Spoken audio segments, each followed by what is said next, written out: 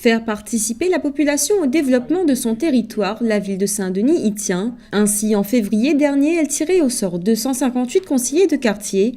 Ces derniers ont pour mission de décider des travaux de proximité qu'ils souhaitent voir réalisés dans leur quartier. 2 mois plus tard, ils ont signé le règlement et se retrouvent une nouvelle fois pour élire leur président. Les présidents des conseils de quartier, quel est leur rôle? C'est pour nous des référents. Il y a 258 conseillers, donc 19 conseils de quartier.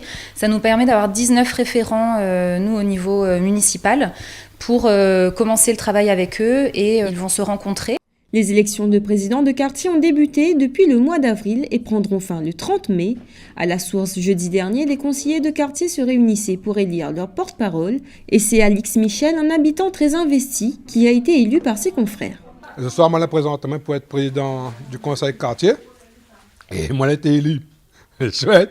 Donc, mais ça fait ça pour faire avancer un peu les trucs dans mon quartier. Surtout mettre en place un parc, des parcs même. Projet d'animation culturelle, tous les mois réaliser une activité avec les gens, petits, moyens, grands, anciens, nouveaux, toutes.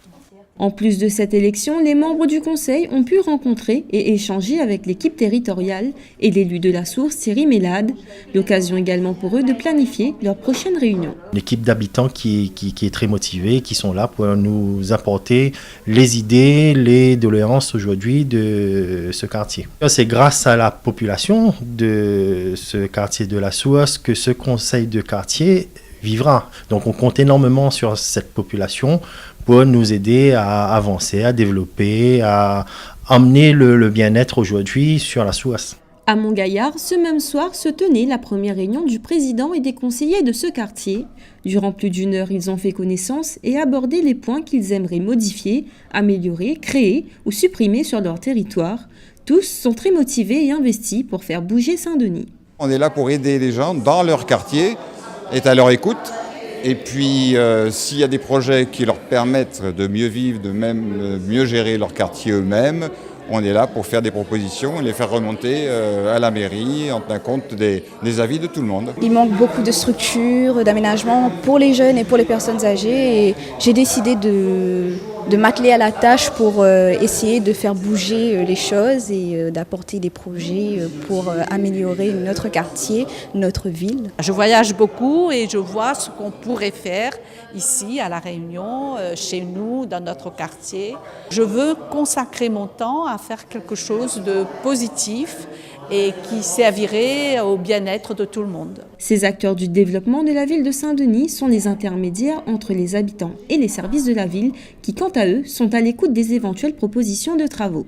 Il y aura régulièrement des rencontres avec les services de la ville pour échanger sur les projets, voir leur faisabilité, voir qu'est-ce qu'on pourra mettre vraiment en œuvre dans les quartiers par rapport à leur volonté.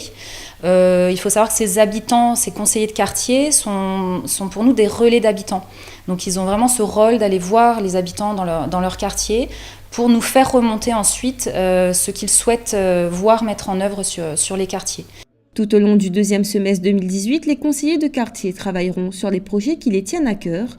Ces projets pourront ensuite voir le jour grâce au budget alloué à chaque quartier.